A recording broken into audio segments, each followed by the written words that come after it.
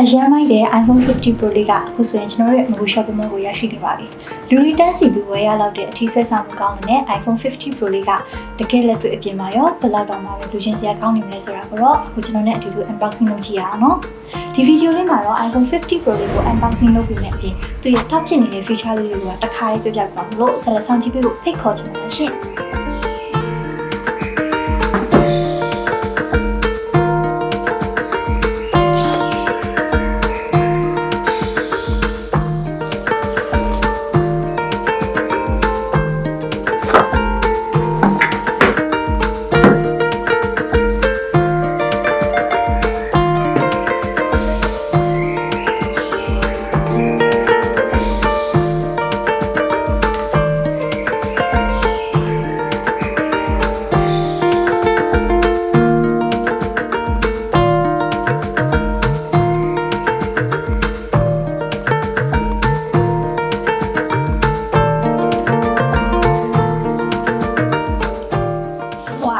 အရန်မိုက်တဲ့50 Pro series ထဲမှာလူကြိုက်များနေဦးမဲ့ Natural Titanium လေးပေါ့နော်။သူ့ရဲ့အရောင်လေးကဆိုလို့ရှိရင်ငြိမ်နေတန်တဲ့ premium ဆန်နေဒီလိုခံစားချက်မျိုးကိုပေးတယ်။ Build quality ကြောင့်ရောပြီးတော့ front image ကြောင့်ရောပေါ့နော်။ကမ်းတာကတော်တော်လေးကိုပဲမိုက်တယ်ဆိုတဲ့ခံစားချက်မျိုးကိုရပါတယ်။ဆိုတော့ဆက်ကြည့်ကြည့်အောင်သူ့မှာပြောင်းလဲလာတဲ့အချက်လေးပေါ့နော်။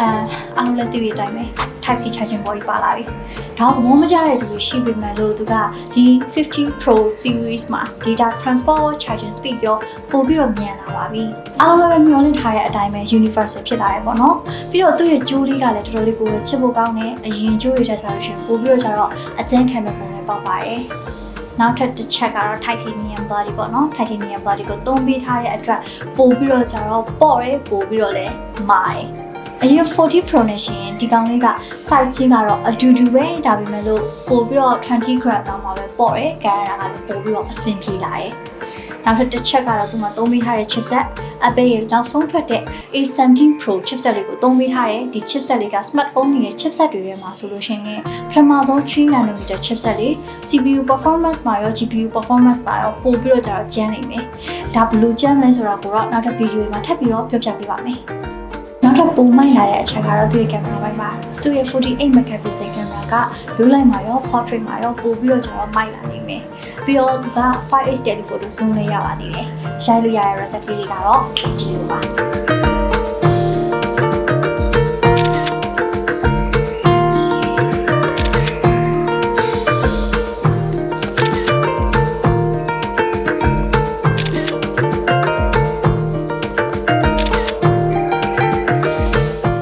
ဒီ iPhone 50 Pro လေးမှာနောက်ထပ် physical ဘိုင်းအရာ changes ဆိုလို့ရှိရင်တော့ဒီရဲ့ action button လေးပါဒီ action button လေးကိုကျွန်တော်တို့ကြိုက်တဲ့ feature လေးတွေကိုရွေးပြီးတော့ကြတော့ဒါလေးကိုတစ်ချက်နှိပ်လိုက်ရုံပဲဒီလို customize လုပ်ထားလို့လည်းရပါတယ်